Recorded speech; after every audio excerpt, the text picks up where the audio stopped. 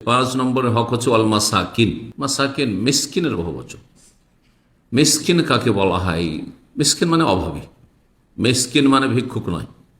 কিন্তু আমাদের দেশের ভাষায় এটি ভুল মানুষ ব্যবহার করে থাকে এই শব্দটি, যে ভিক্ষুককে বাড়িতে কি এসছে, ফকির এসছে বা মিসকিন এসছে। ফকির মানে দরিদ্র, আর অভাবী মানে দরিদ্র অভাবী। ফকির মিসকিনে পার্থক্য আছে কি না? পার্থক্য কেউ বলছেন নেই, প্রতিশব্দ। আর অধিকাংশরা বলেছেন যারা ভাষাবিদ এবং ওলামায়ে কেরাম, যে দুটোতে পার্থক্য রয়েছে। না হলে কোরআন হাদিসে দুটো শব্দ নিয়ে আসতেন আল্লাহ রাব্বুল ইন্নামা সাদাকাতুল লিল ফুকারায়ে ওয়াল মাসাকিন। ফকিরদের কথা আল্লাহ বলেছেন, তারপরে মিসকিনদের কথা বলেছেন। সুতরাং বোঝা যাচ্ছে যে ফকির আর মিসকিনে পার্থক্য আছে। পার্থক্য কি আছে? এতে আবার ইখতিলাফ হয়েছে। একদল বলছে ফকির যার অবস্থা বেশি খারাপ, আর্থিক দিক থেকে খুবই খারাপ অবস্থা, সে হচ্ছে ফকির। যার কিছুই নেই ধরেন, অথবা সামান্য আছে,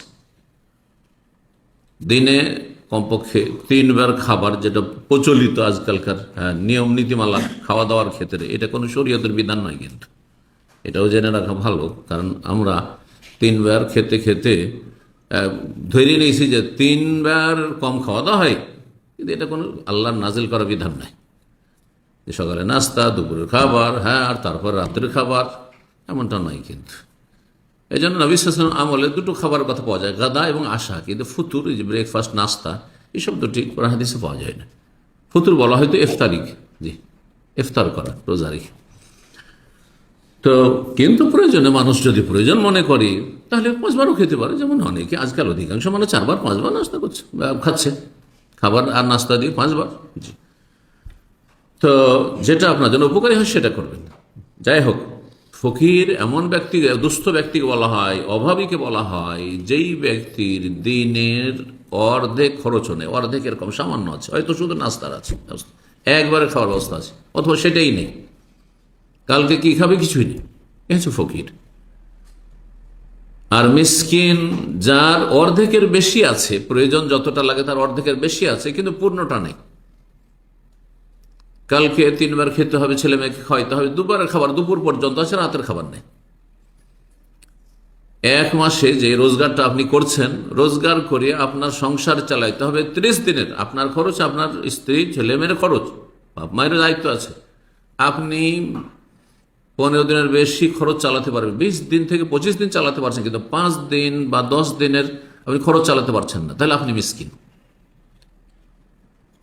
তো যাকাত সাদকা ফকিরের জন্য আল্লাহ জায়েজ করেছেন, আর মিসকিনের জন্য জায়েজ করেছেন। মানে যার অভাব রয়েছে, মানুষের মৌলিক চাহিদা পূরণে যদি অভাব থাকে, বিলাসিতায় অভাব আছে সেজন্য নয়, খুব সুখের জীবন যাপনের ক্ষেত্রে অভাব আছে, তাহলে আমাদের সবারই অভাব আছে, তাই না? যার অনেক কিছু আছে, অনেক কিছু নেই আমাদের, তাই না? মনের চাওয়ার তো শেষ নেই। তো কিন্তু তারা মিসকিন নয়, সুতরাং তাদের সাদাকা জাকাত খাওয়া জায়েজ নাই। জি, তাহলে সাদাকা জাকাত কার জন্য? ফকির এবং মিসকিন। একেবারে তার কাছে কিছু নেই, অথবা সামান্য আছে, অথবা অর্ধেক বা তার বেশি আছে, কিন্তু পূর্ণটা নেই।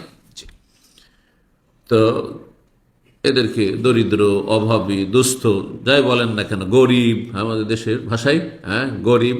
জি, তো গরিব মিসকিনের হক নিয়ে আজকে আলোচনা করবো। আল্লাহ বলছে ওয়াল মাসাকিন।